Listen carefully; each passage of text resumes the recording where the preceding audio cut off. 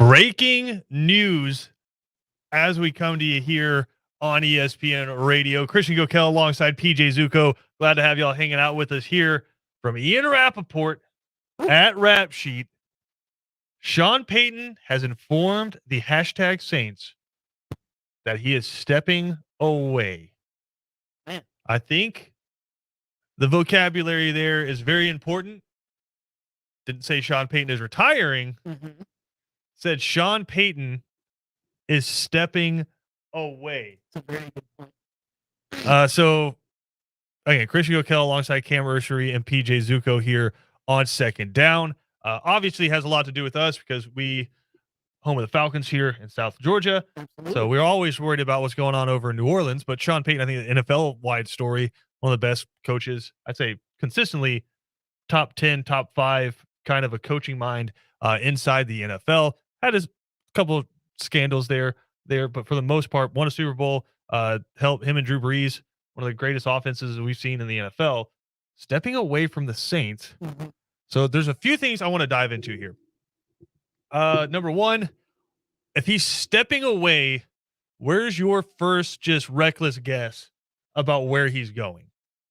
Oh, man. Because it has to be to another job. Yeah. No, that's a good point. I can't see Sean Payton stepping away to go to somewhere he's going to have to rebuild, right? I don't see him stepping away to go to the Giants or the Jaguars.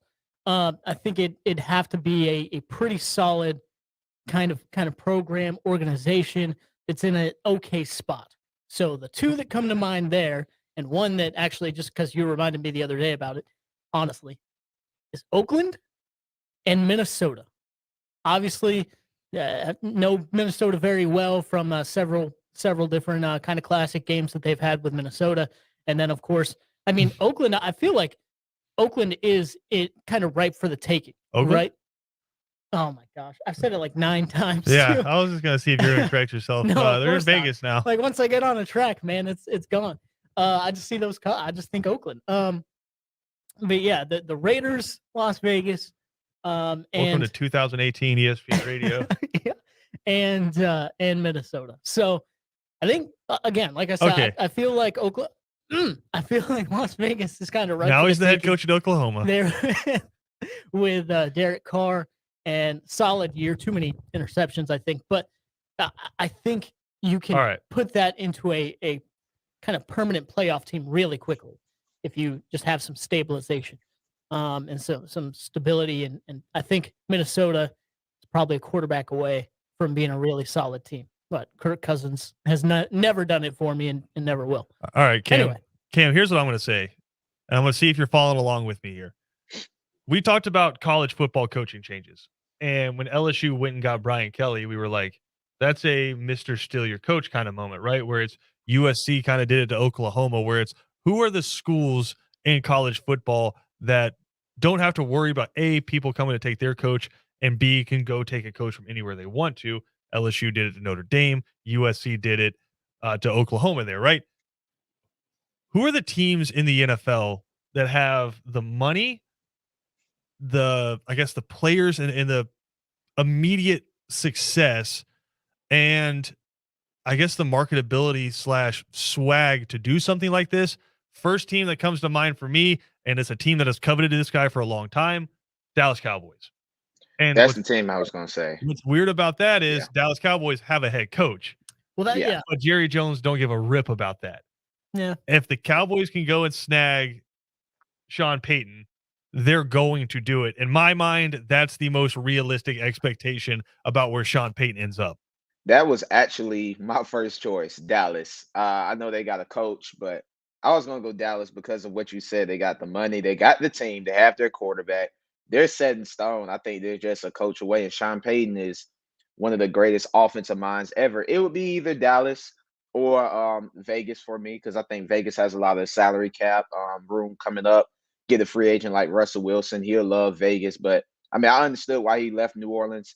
It's just kind of a sunken place right now. They don't have any cap space to make anything happen anymore. So I think that's the reason why. My next point on that is that's kind of his doing. The Falcons did a very similar thing after the 2016 loss in the Super Bowl, which was they committed to an older quarterback. They said, we have a window here 4 or 5 years with Matt Ryan. And Julio Jones and these guys, let's give them big contracts. Let's keep them here. And then let's build around them. They did the same thing with the Saints.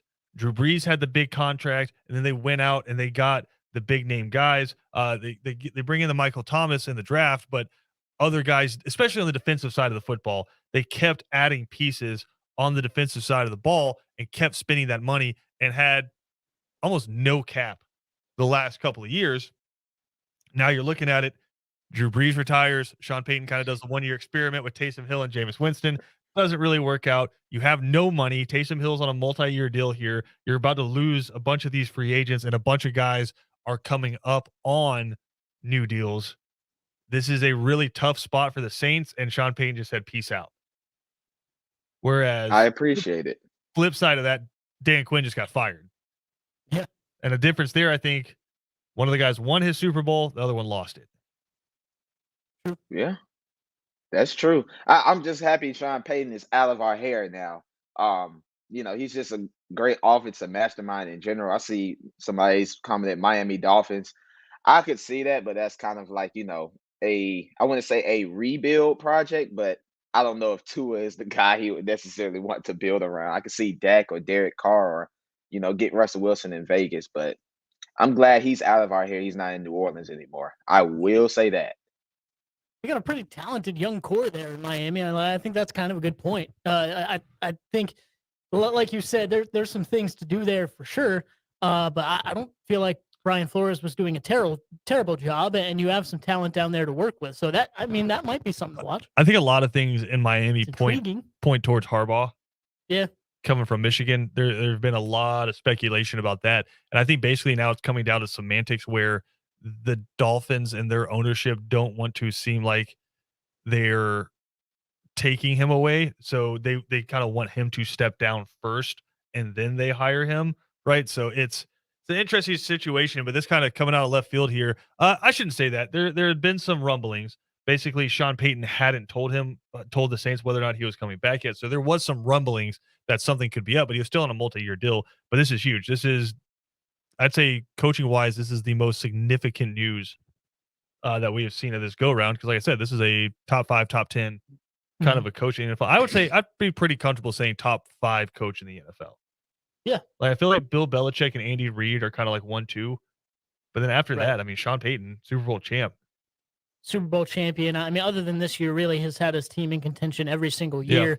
Yeah. And you can say that's Breeze or not, whatever. I mean, that again, like it's kind of like the Bill Belichick, Tom Brady thing where I feel like it was a match made in heaven and they made each other better and their system just worked perfectly together. Whereas it's not just one's great and the other one's riding the coattails, right? Sean Payton and his offensive mind has been incredible, and how they've been honestly could have won 2 or 3 more Super Bowls, I think, if you don't have a lot of questionable things happening. Like there was a penalty that messed them up in one NFC championship game. There was, of course, the Rams debacle with the pass interference play that got him out of another one. Didn't Minnesota get him twice?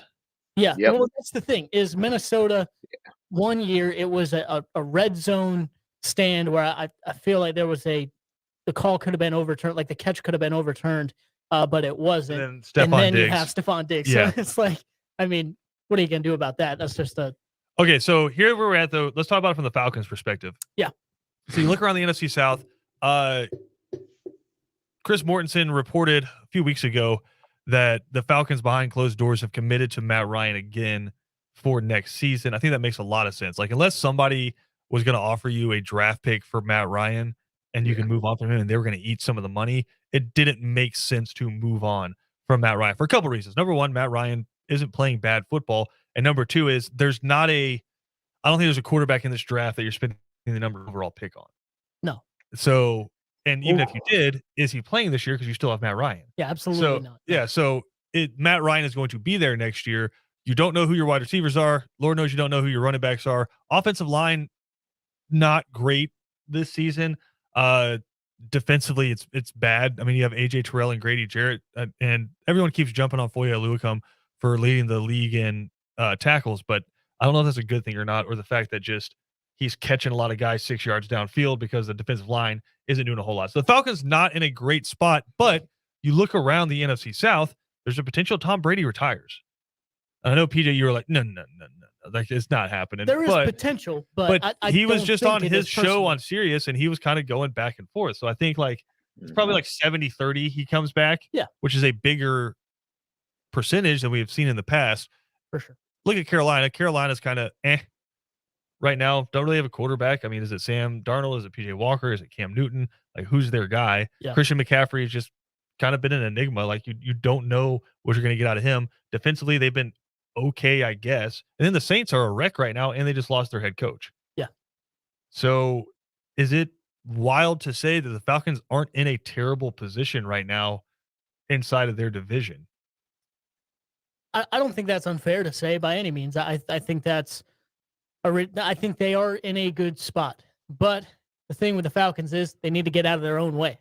I mean, there's been, even this year, you had potential a few different times to get back into the playoff scenario with a wild card chance or something like that. You got Matt Ryan. Well, that's the thing. Flexing on people and getting personal foul. I'm just kidding. Right? That was the lamest personal foul of all time. Yeah. Well, we've seen a lot of those this year for sure. But no, I mean, that's the thing is that the Falcons, I don't feel like have been in terrible positions the past couple of years.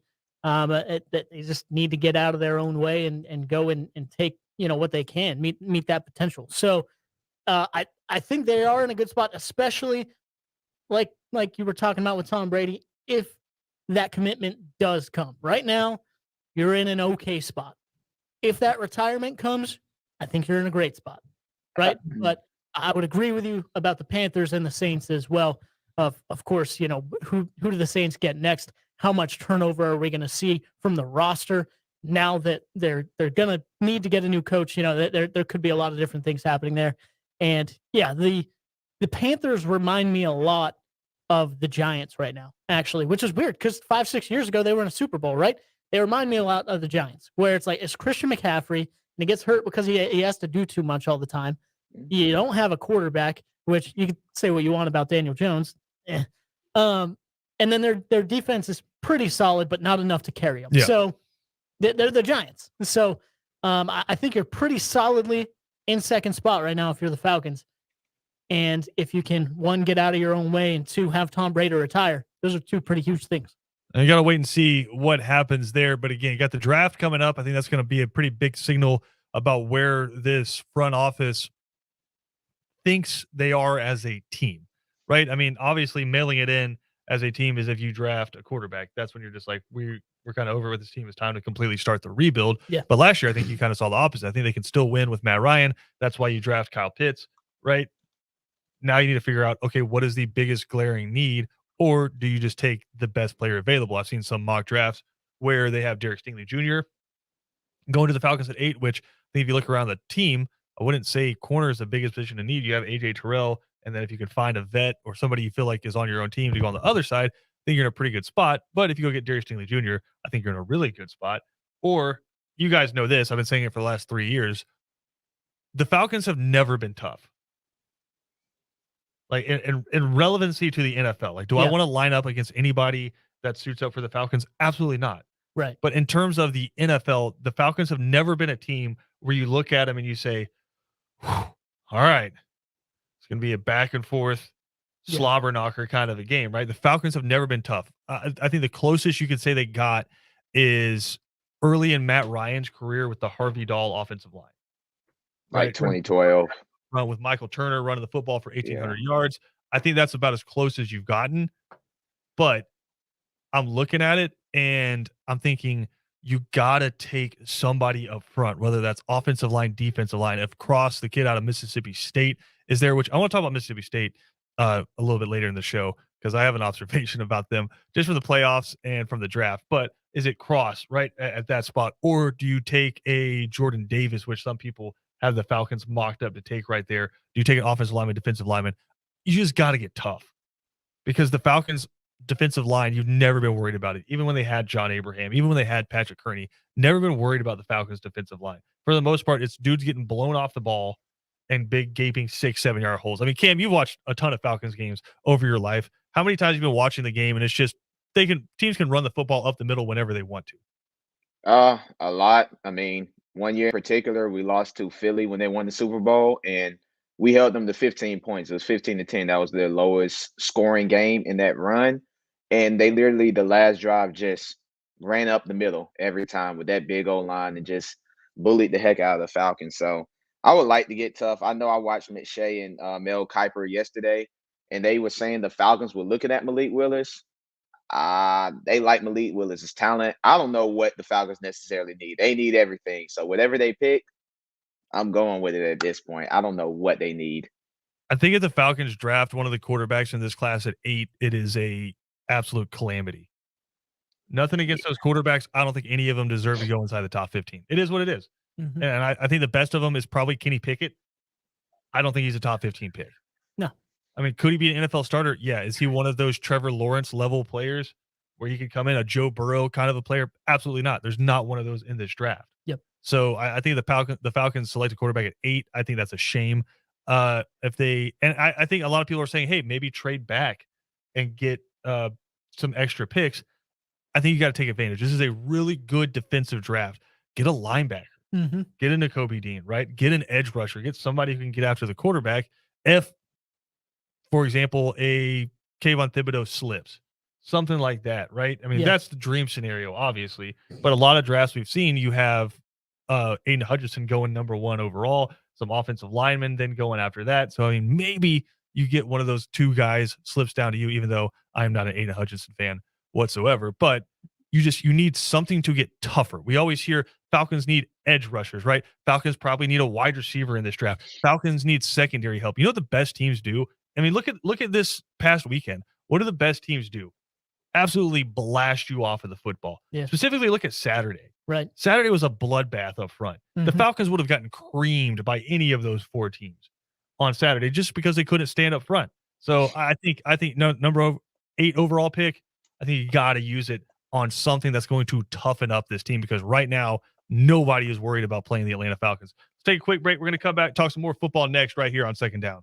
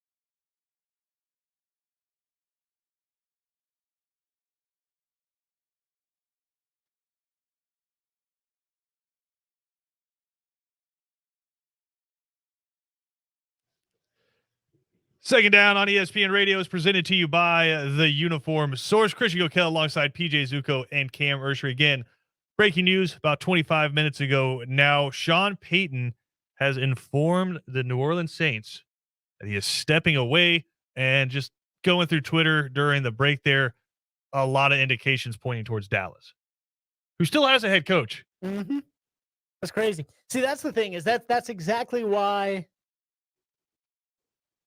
I didn't say Dallas. They didn't even. You're come trying to be the top nice of to my Mike mind. McCarthy. Not only that, they didn't come to the top of my mind because they still have a head coach. So I was like, all right, a lot of people, whatever. I'll go with the one that doesn't have a head coach. But then, even I saw last week on Twitter, John Nelson, who we were going through the no huddle and whatnot, mentioned one of the best landing places for another coach, or one of the best teams. I forget what it was that was going to be a playoff team next year with a new coach. Team replacing a head coach has the best chance of making the playoffs. Yeah, and he put the Dallas Cowboys, and I was like, they have a head coach right now. So I don't know. The forethought that you guys have for that is astounding. That's all I want to say. I commend you guys for that. But because Sean Payton is their savior. My first thought automatically went to the teams that don't have one yet. But we might see. I feel like we're going to see a lot of Miami Hurricanes type press rooms, right? Because then you talk about what's going on with the Dolphins and possibly, them with Harbaugh and whatnot, and them waiting for him to step down possibly before they offer him the job or anything like that, or announce it yet. There's a lot of those situations going on where it's like, all right, we have this figured out, but just don't ask us any questions about how we did it, because we don't want to talk about that. That's fair. I do feel bad for Mike McCarthy. I know Shaq came after him earlier. Shaq says the Cowboys should fire him and replace him with Dion. So, I mean, it's just poor Mike McCarthy, man. You take your team to the playoffs. Yep. Pretty dang good. You took your team to the playoffs after being on Hard Knocks. Mm-hmm. That's not a bad season. No. The 49ers. You know who else did? The don't Packers. let them off the hook. Do not let them off the hook. 49ers are really an elite football team. So, I mean, I just feel bad for Mike McCarthy. I do too. Don't let the Cowboys off the hook. I don't feel bad for them. No. I mean, they haven't been to an NFC Championship game in 27 years, and they're America's team. Yeah, has Mike McCarthy been there for 27 years, Cam? What's Mike McCarthy's fault is, why does he have one Super Bowl? One with Aaron Rodgers. One. Because he was. Did he manage who they drafted? Has anybody won a Super Bowl with Aaron Rodgers since? Right. Well, Matt LaFleur wasn't a good hire either. I never liked it. Well, okay. First of all, this is a guy who was a part of the 27th ranked offense, and I want to say it was either Washington or Tennessee. He didn't do much either when he was an offensive coordinator. So I'm just saying. I'm with you there. I'll agree with that. But I mean, all I'm saying is to not feel bad for Mike McCarthy. You got to deal with Jerry Jones all year and his craziness, right? You got to deal with that, and then you have your quarterback forget time rules and things like that. At the end of the game, is that Mike McCarthy's fault? I don't know if that is. So there's a lot that he's getting right now. Just kind of from every angle. We need to stop talking about Mike McCarthy. We are a South Georgia sports show, and we're spending entirely too much time on Mike McCarthy. Final thought from this: does any coach in the NFL have a better pained expression than Sean Payton? If a call goes one way, if a quarterback throws an interception, if the defense gets gashed, and they go to the sideline shot real quick on a coach, and you just see the existential death look. He's definitely the most passionate. I think. I don't know. There's some pretty dang passionate coaches out there, but I'm talking about that one look in particular where it's the physical manifestation of pain. I think Sean Payton might have the best. You know who had a good one? It's like he's dying inside anytime his quarterback throws an interception. That's true. You know who had a good one, I think? I feel like, especially when you saw him in pain, which he did a lot because, Rex Ryan. Yeah, Rexy. He had a good one. He had some expressions. He had a good one. And you saw him in heartbreaking fashion a lot because kind of like Kirby Smart, you go to the sideline, and it's usually over the top, exuberant, or screaming. I'm talking about the look like you just ate something bad. Sean Payton has a really good pained expression. He does not hide the emotions very well. He's yelled like every other coach, but I'm talking about quarterback misses a wide open guy down the middle and throws a 2-yard incompletion. Sean Payton, face on the sideline, just elite when it comes to the pain look. And now potentially seeing that in Jerry World. I wanted to talk some SEC football here because I was thinking about this earlier. We've seen a ton of transfers inside the SEC, like literally inside the SEC from one school to another. Arkansas took a Georgia defensive back. South Carolina just took a Georgia defensive back. Really, it's been since Georgia won the national championship, it has just been getting poached and really not bringing anything else in. I think that's kind of twofold. One side of it is there's a lot of players who either lost their job or just weren't playing at all. Breeny lost his job to Poole. He's heading up to Arkansas, right? But then you had the Jermaine Burton one, which we talked about yesterday, which I think might be the most significant player steal from one school to another. Like if Caleb Williams follows Lincoln Riley, I don't feel like he's leaving Oklahoma to go to USC because USC is that better of a program than Oklahoma. He's just following his coach. I'm saying more so it's, and I would have thought the same thing if Jermaine Burton went to LSU because he's just following Cortez Hankton. This is more so they just took your best wide receiver. But I'm looking at all this and I'm thinking, okay, there was a pretty clear hierarchy in the SEC this past year. It was Alabama. Yeah.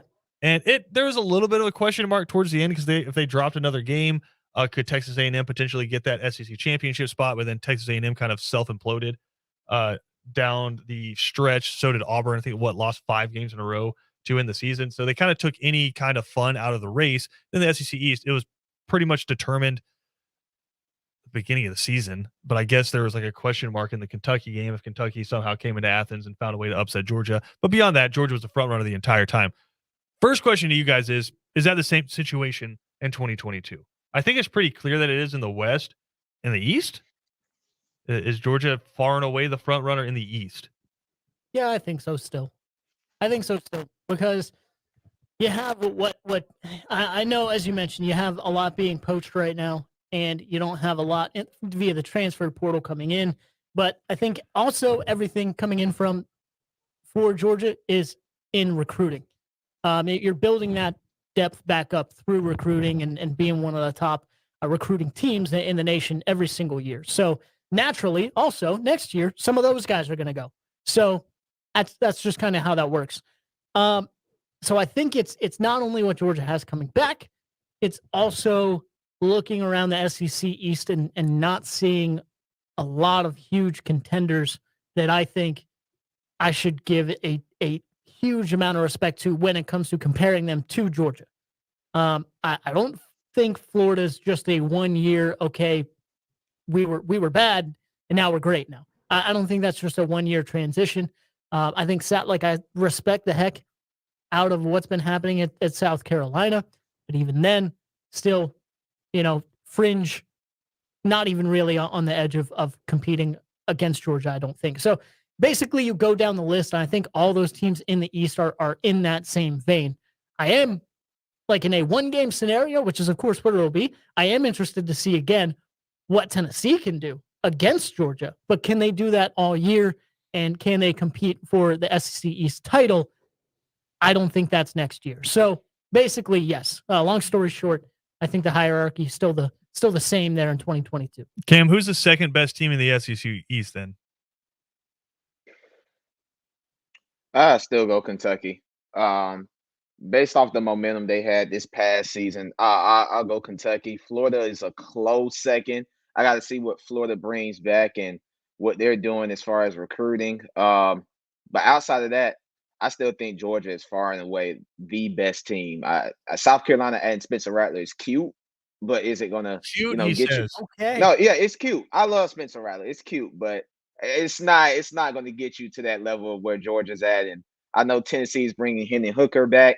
That's cute as well, but I think it's this moment of time for the next 2-3 years. It's going to be Georgia, and then everybody else, kind of like this year. I think the transfer portal might accelerate that timeline a little bit, but just the way Georgia's recruiting, they're getting the guys you want to get, hopefully out of the transfer portal one day. They're just getting them from the jump. So I'm with you.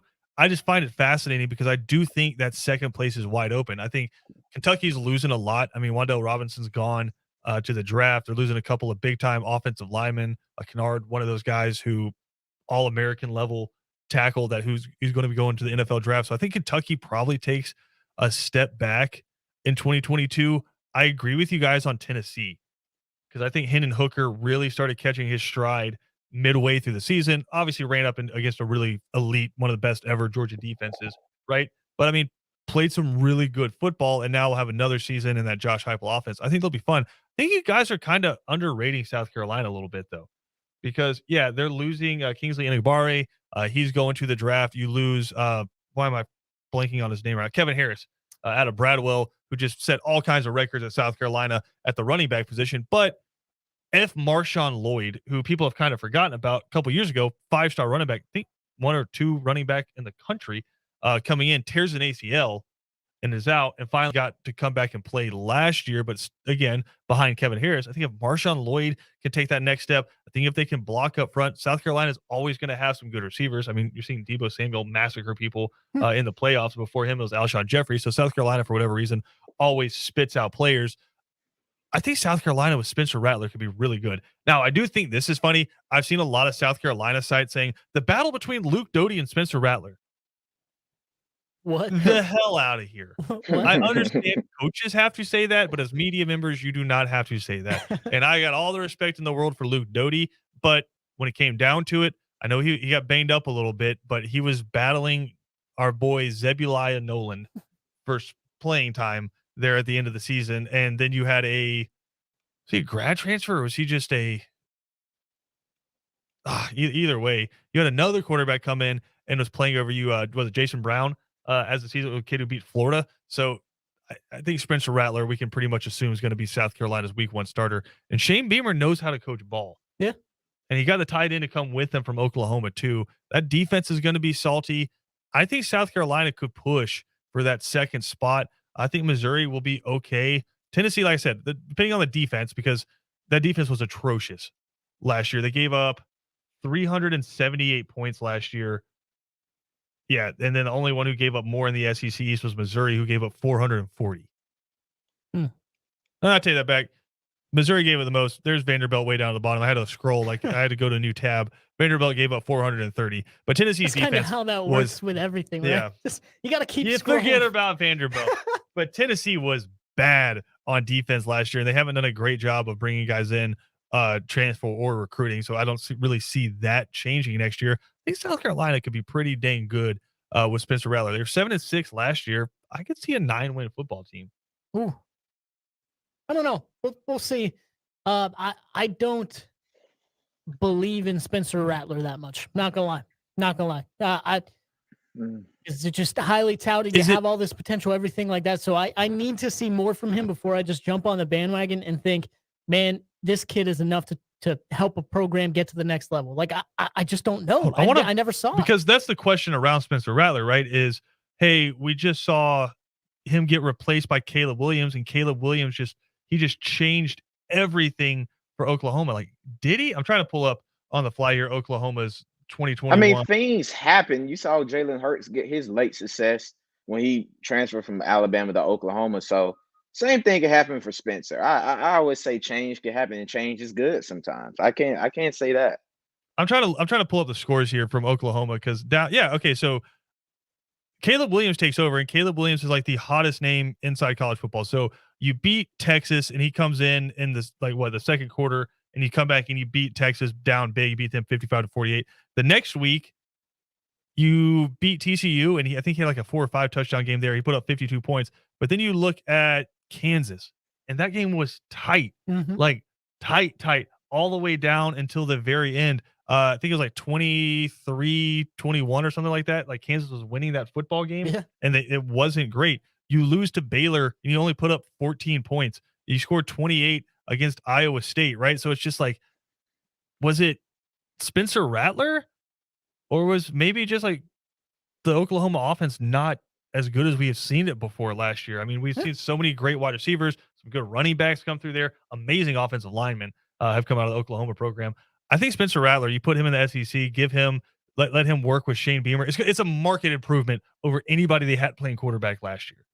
Yeah, exactly. But you just said you're not a believer in Spencer Rattler. I'm not a believer. Make me believe. That's all I'm saying. The jury is still out. I feel like with a lot of people, it's just like, man, they got Spencer Rattler.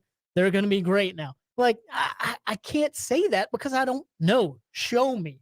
Like I don't feel like I've seen it yet. So I'm not saying he's bad. I'm not saying he's going to make anyone worse, or that he was the main problem in Oklahoma or anything like that. I'm just saying I don't know.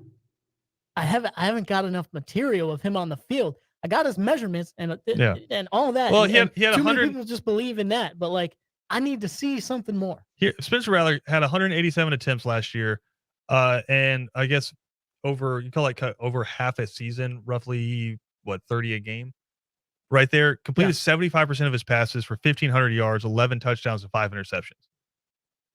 Like what I really think what Caleb Williams brought that was different than Spencer Rattler is his legs. Caleb Williams Yeah, is pretty Spencer long, Rattler. Yeah.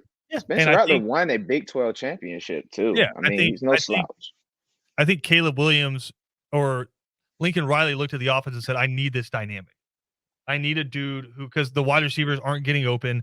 You don't have the plays where it's the easy RPO and you can dump it over the top. He needed that extra dynamic, and they still didn't do anything they wanted to. They didn't make the conference championship. Right. So I think Spencer Rattler could be a big addition to South Carolina. I mean, look at the SEC. Tell me who are the top 5 quarterbacks in the SEC next year?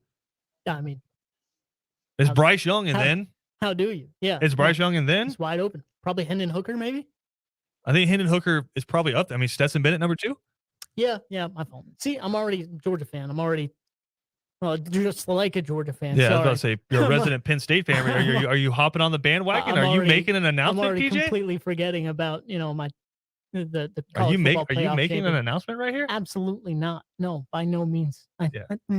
To go back and listen to the show, I'd say stuff incorrectly all the time. But again, if you did this before last season, you say Spencer Rattler transferred to South Carolina, you'd probably say he's the best quarterback in the SEC, if not number 2 before the season. And now all of a sudden, after last year, is he top 5? I think he clearly is. But like, I think there's a lot of people like you who say, "Oh, well, he has to prove it to me again that he's that guy." I think Spencer Rattler is probably the second best quarterback in the SEC next year, if not the best. And I know that sounds crazy with Bryce Young, but Spencer Rattler, I think, is that guy. So we'll see. We'll have to wait and see. We got more to come here on Second. I'll take a quick break. We'll be right back after this.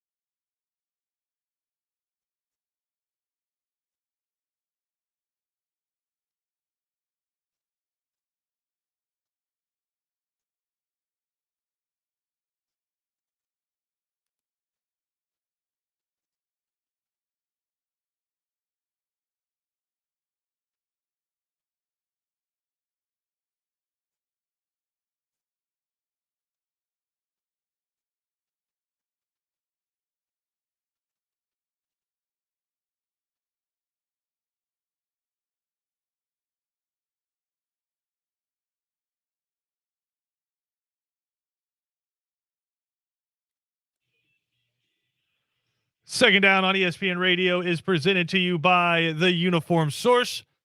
PJ, I have an important question for you. All right, man. Let's go. All the games this past weekend were phenomenal. One-score games, a lot of walk-offs. A lot of people say best divisional round ever. I saw Colin Cowherd saying that the Chiefs-Bills was the best playoff game he's ever seen. Okay. And I think people do that in different ways. They say front to back. Like a lot of people go back to the Iron Bowl this year, right? A lot of people say that wasn't a good game. It had a great finish, but it wasn't a good game. Right. The Bills Chiefs front to back. I mean, you had touchdowns by both teams in every quarter, right? It was a fun game. Mm-hmm. I don't know that it was my favorite from this weekend. Yeah. It was an amazing game. So I just wanted to ask y'all, what was y'all's favorite game from the divisional round? Because, I mean, you had the snow up in Lambeau, back and forth, blocked kicks all around, the drama of Jimmy Garoppolo beating Aaron Rodgers. I'm just going to keep saying that, even though it's absolutely not the case. But before that, Joe Burrow getting sacked 9 times to knock off the number 1 seed Titans. First ever playoff win on the road for the Bengals. Then you have what everybody thought was just another Tom Brady comeback. But then Matt Stafford delivering just the greatest couple of throws of his career. So, I mean, I think you can go a lot of different ways here. Yeah. I'll probably still go with the Chiefs and Bills. You had the history, too, of kind of the same thing last year with duking it out, going back and forth. But the Bills wanting to get revenge. There was some disappointment there with Diggs not showing up. But then, of course, you had the other wide receiver going Gabriel crazy. Davis, yeah. So I think that probably was my favorite one. I get really hesitant and annoyed with that was the best blankety blank ever just because I just saw it 24 hours ago. Like, yeah, I think because if you ask me, okay, then what was the best divisional round of all time? Or what was the best playoff game of all time in your mind? I don't know. Like, I can't just pick up one off the top of my head and say that was incredible because there were too many of them, right? There's been a ton that I've enjoyed fully. Yeah. But we can't just enjoy something without putting in, that was the best of all time. It's the BJ Bennett method. But so Bills Chiefs for you. Bills, Cam, which one was it for you? Bills Chiefs. They had 25 points combined in 2 minutes. So it seems impossible. Yeah. Yeah, that seems impossible, but it happened. It's just Bills Chiefs. Mahomes and Allen are the next big things. Well, Mahomes is already big. Allen is big, but I don't know if Mahomes is the next big thing or Mahomes is just the thing. He's been the starter for 4 years, and they've gone to 4 AFC championships. I mean, I think Allen is on the way there too. Like he's Mahomes, Allen. Like Allen he's legit, man. And I know we got to go to break here. Is Josh Allen the biggest whiff when it came to the what the hell are they picking right here at quarterback? Like we all laughed at the Josh Allen pick. You laughed, I laughed. Cam, I know you laughed at the Josh Allen pick. No, Cam. No. Cam, I didn't laugh. Cam, I just sat there. I didn't laugh. I just sat because the year before he lit it up. So I didn't laugh. I just sat there. That's it. I'm like, okay, the Bills doing Bills things. That Bills, fans. That's all they did. I didn't laugh at it though. I did. I think that's a big swing and a miss for a majority of people because Josh Allen has turned out to be awesome and Trey Lance might be just as good. Who knows? But no, I mean, I get the Bills Chiefs. You have him go down there in 13 seconds and get that field goal, and you have all the stories coming out of it. I love the Evan McPherson story from the Bengals game, just saying, "Look, looks like we're going to the AFC Championship." Yeah, I just think somebody finally slaying Tom Brady when it comes to I think it was Tom Brady had never lost a playoff game 20-0 when his team won the turnover battle. They did on Sunday, right? They lost that game, but then it was Tom Brady. Here he comes again, 27-27. That's it. But Matt Stafford stepping up against all the momentum on the road and getting that moment. I think I enjoyed watching the Rams Bucks more just because the Titan that is Tom Brady, right? You watch the greatest quarterback of all time do what he does, but then you had the Luke Skywalker come back on the other side and finally slay him. So I'll say Rams Bucks. They say Chiefs Bills. We got to take a quick break. We'll come back, wrap it up here, get you ready for 3 and Out.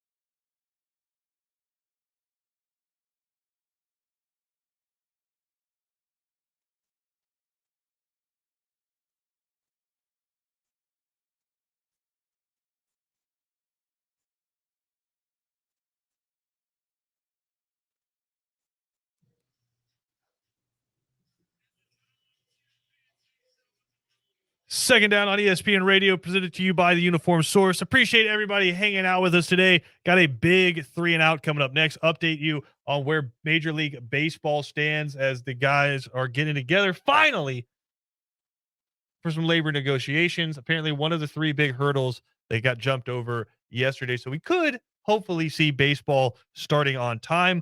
Mike Hollis, former Pro Bowl Jaguars kicker, joining the guys at 3:30. A lot of big time kicks this weekend in the NFL. Break it down with Mike Hollis there.